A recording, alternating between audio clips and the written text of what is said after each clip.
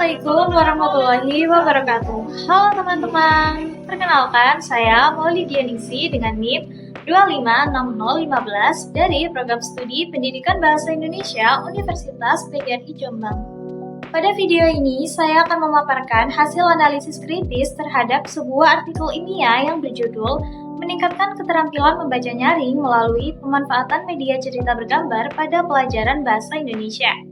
Analisis ini disusun untuk memenuhi tugas ujian akhir semester mata kuliah keterampilan membaca. Melalui video ini, saya akan mengulas beberapa aspek penting dalam artikel, meliputi kesesuaian judul, kelengkapan unsur artikel, metode penelitian, keakuratan data, pembahasan, kebaruan penelitian, referensi, serta kelebihan dan kelemahannya. Tanpa berlama-lama, mari kita simak pembahasan berikut. Yang pertama, dari aspek kesesuaian judul dengan isi. Secara umum, judul artikel sudah mencerminkan fokus penelitian, yaitu peningkatan keterampilan membaca nyaring melalui penggunaan media cerita bergambar dalam pembelajaran bahasa Indonesia. Namun, judul tersebut masih kurang spesifik karena belum mencantumkan jenjang pendidikan, tingkat kelas maupun lokasi penelitian.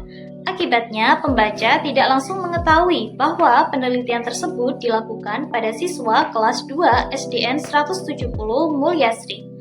Padahal, penyebutan subjek penelitian dalam judul akan membuat informasi yang disampaikan akan lebih jelas dan representatif.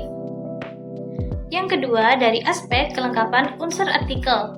Artikel ini telah memuat komponen utama karya ilmiah seperti judul, abstrak, pendahuluan, metode penelitian, hasil, pembahasan, kesimpulan, dan daftar pustaka.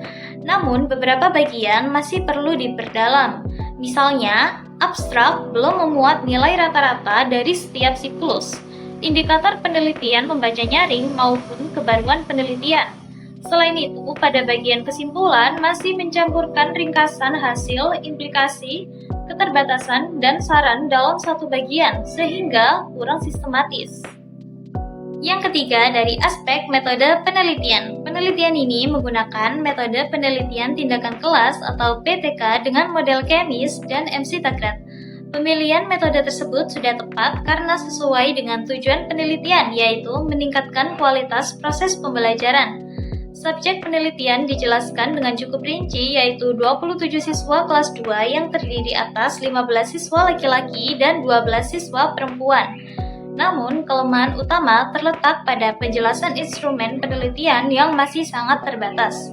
Penulis hanya menyebutkan penggunaan tes untuk kerja, lembar observasi, pedoman penilaian, dan rekaman tanpa menjelaskan indikator penilaian membaca nyaring secara spesifik. Akibatnya, validitas dan reliabilitas instrumen sulit dievaluasi, serta menyulitkan peneliti lain yang ingin mereplikasi penelitian tersebut. Yang keempat, dari aspek keakuratan dan konsistensi data. Bagian ini menjadi kelemahan paling serius dalam artikel. Terdapat ketidakkonsistenan data antara hasil penelitian dan pembahasan. Pada tabel 5, siklus 2 tercantum jumlah siswa sebanyak 21 orang dengan 16 siswa dinyatakan tuntas. Namun, pada bagian pembahasan dan kesimpulan disebutkan bahwa jumlah siswa adalah 27 orang dengan 22 siswa mencapai ketuntasan sebesar 81,48%. Perbedaan data ini tidak dijelaskan oleh penulis. Ketidaksesuaian tersebut dapat menimbulkan kebingungan dan berpotensi menurunkan kredibilitas hasil penelitian. Kelima, dari aspek pembahasan. Bagian pembahasan merupakan bagian yang paling lemah dalam artikel ini. Penulis lebih banyak mengulang data yang telah disajikan pada bagian hasil dibandingkan melakukan interpretasi yang mendalam. Selain itu, hasil penelitian belum dikaitkan secara optimal dengan teori yang telah dipaparkan pada bagian pendahuluan. Perbandingan dengan penelitian terdahulu juga masih sangat terbatas. Akibatnya, pembahasan menjadi lebih bersifat deskriptif daripada analitis. Keenam, dari aspek kebaruan penelitian. Penulis menyatakan bahwa kebaruan penelitian terletak pada penerapan media cerita bergambar secara sistematis melalui integrasi teks dan visual. Namun, klaim tersebut belum didukung dengan perbandingan yang jelas terhadap penelitian sebelumnya. Tanpa adanya perbandingan yang konkret, kebaruan penelitian menjadi sulit dibuktikan. Selain itu, aspek kebaruan juga belum dicantumkan dalam abstrak, padahal informasi tersebut penting untuk menunjukkan kontribusi penelitian sejak awal. Yang ketujuh, dari segi referensi. Sebagian besar sumber rujukan yang digunakan sudah tergolong mutakhir karena berada dalam rentang tahun 2022 hingga 2025. Namun, masih terdapat satu referensi tahun 2020 yang digunakan sebagai acuan utama dalam penilaian membaca nyaring tanpa didampingi sumber yang lebih baru.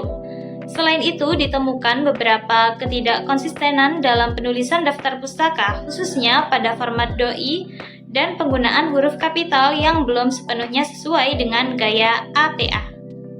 Terakhir, dari aspek kelebihan dan kelemahan penelitian. Penelitian ini memiliki beberapa kelebihan.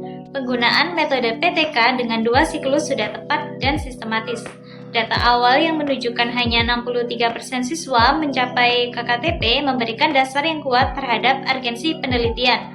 Selain itu, peningkatan hasil belajar dari satu siklus ke siklus berikutnya menunjukkan bahwa penggunaan media cerita bergambar berpotensi memberikan dampak positif terhadap keterampilan membaca nyaring. Namun demikian, penelitian ini juga memiliki sejumlah kelemahan. Inkonsistensi data menjadi permasalahan utama yang perlu segera diperbaiki. Pembahasan yang minim analisis teoritis, instrumen penelitian yang kurang rinci, serta tidak adanya visualisasi data antar siklus menjadi beberapa aspek yang perlu mendapat perhatian. Sebagai kesimpulan, artikel ini memiliki potensi yang baik dan memberikan kontribusi positif terhadap pembelajaran membaca nyaring di sekolah dasar. Akan tetapi, diperlukan perbaikan substansial terutama pada konsistensi data, kedalaman pembahasan, dan kelengkapan metodologi agar kualitas ilmiahnya semakin meningkat. Demikian pemaparan analisis kritis yang dapat saya sampaikan. Terima kasih atas perhatiannya. Wassalamualaikum warahmatullahi wabarakatuh.